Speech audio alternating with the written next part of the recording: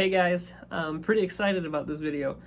We got the vacuum system all set up for the robot arm and kind of fine-tuned all the settings for the printer. So I want to go over the vacuum system and do a quick example of the vacuum system working and pretty much an overview on how I set it up and what parts I use and stuff like that. So let's jump right into it.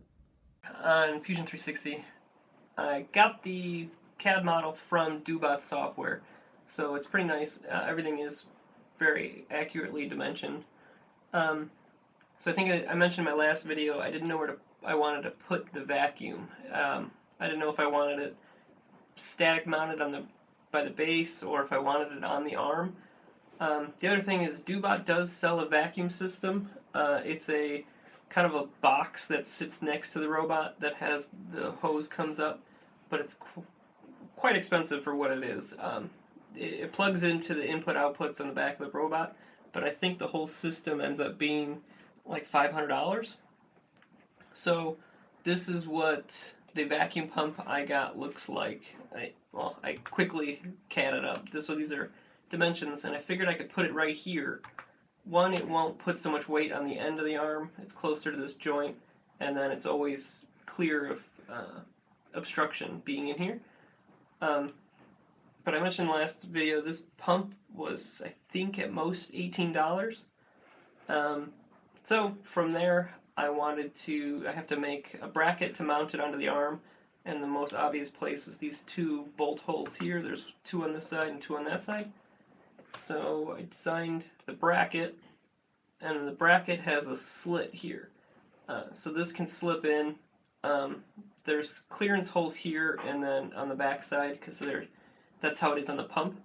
And then with this slit, I made this notch here to where I can add a zip tie to kind of clamp it tight if I need be.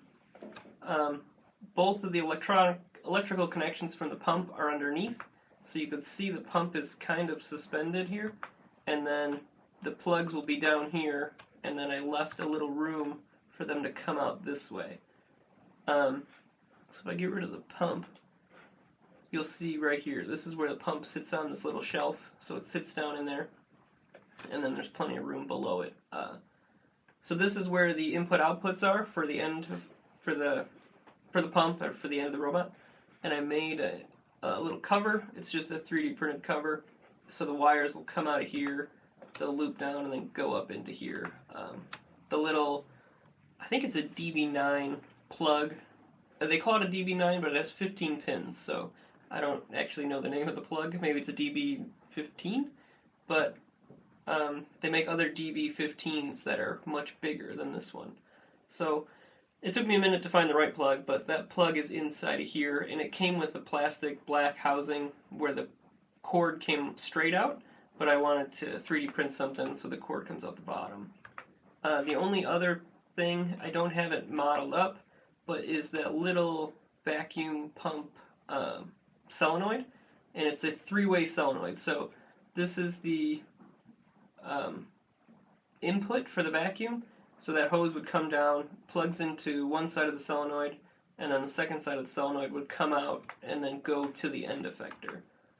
And in the last video I talked about how my end effector was spinning, so I ended up drilling a hole in the part of the robot and then adding a M3 button head screw so it can always be set to a locked position. So the next thing was to make the end effector, and like I said, it has the clearance, so it's crooked right now, but so it sits between this gap, and then this is a pinch spot for a countersunk set, another 3M bolt.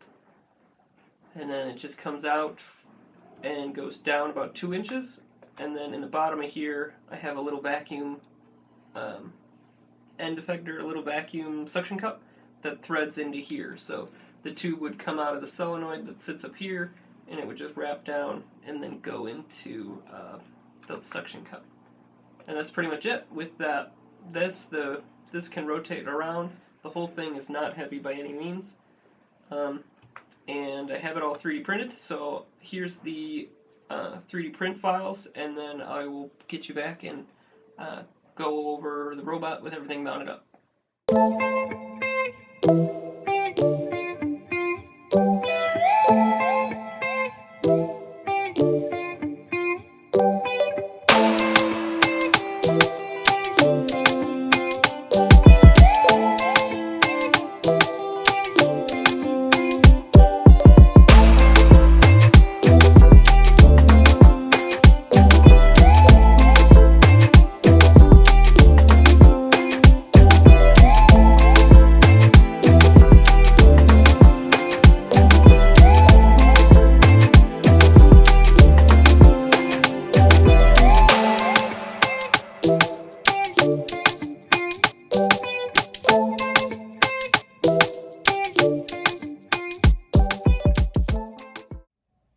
Alright, here's everything on the robot.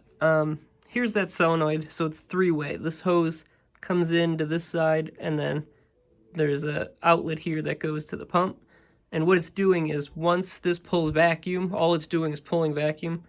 And then if something sucks onto here, I used a piece of paper, but once it sucks on, if you turn the vacuum off, there's still vacuum in this hose.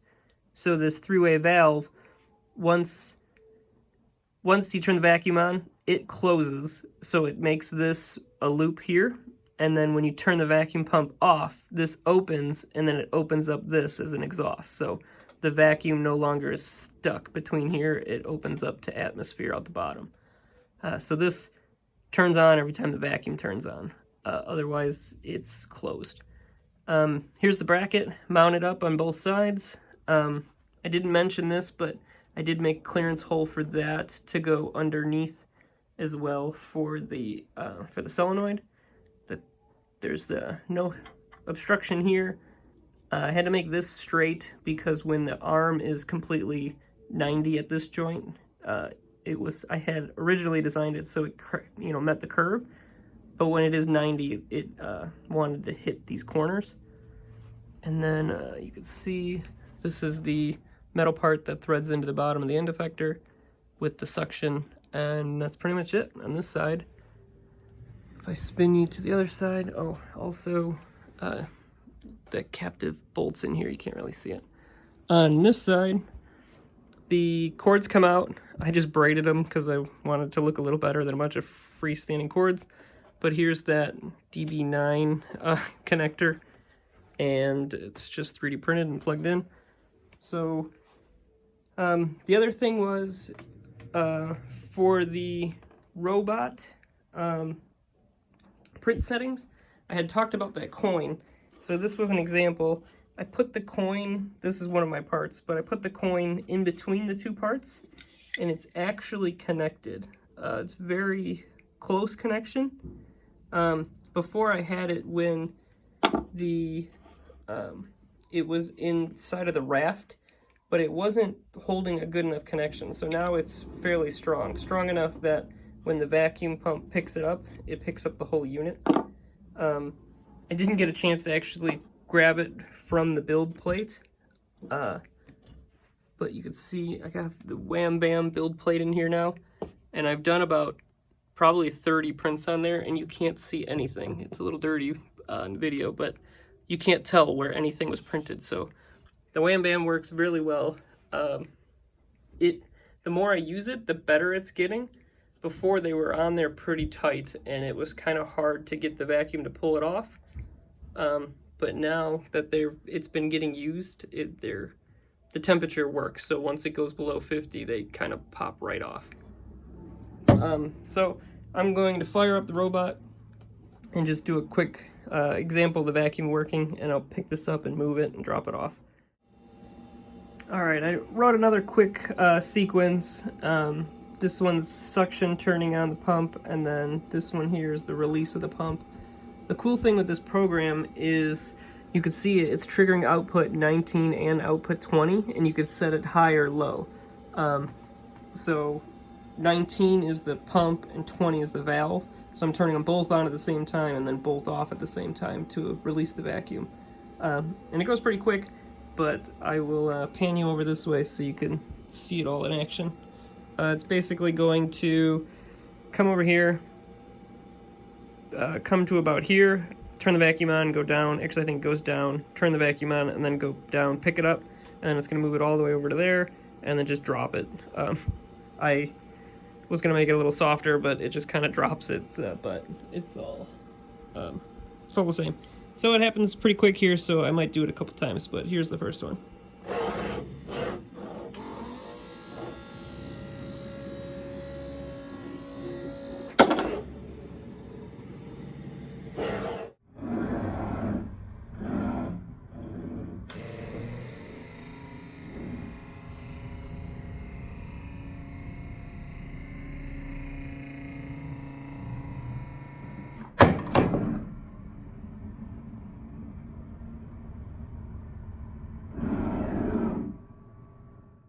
Alright, there it is. So, got the vacuum working, got the programming pretty good. So, definitely next video, I should have the robot opening the door, grabbing the part with the vacuum, pulling the part out, placing it in a bin or just putting it down, and then shutting the door. So that's my next step. In the video after that, I'll have to kind of figure out the trigger. I was going to do a 24 volt switch, so when the build plate finishes, it comes down, it hits a switch, and that switch is going to trigger the robot to run the sequence. So that'll probably be not in the next video but the following video, and that should be the end of it, because once every print finishes, the robot will just then do the sequence of opening the door, pulling the part out, dropping the part, and then shutting the door, going back to home, and just waiting for the switch to get triggered again when another print finishes. So next week, I promise, the video will be the robot opening the door, grab the part, dropping it, closing the door, and we'll go from there. But if you have any questions or suggestions, please leave them in the comments. If you can, give a subscribe so you can be notified next week when that video drops to see this thing in action finally. And if you can subscribe, I appreciate it. And again, give a thumbs up because it does help get more people to see the exposure of the video. So thanks for watching, and I'm excited for next week. And yeah, let me know. Thanks.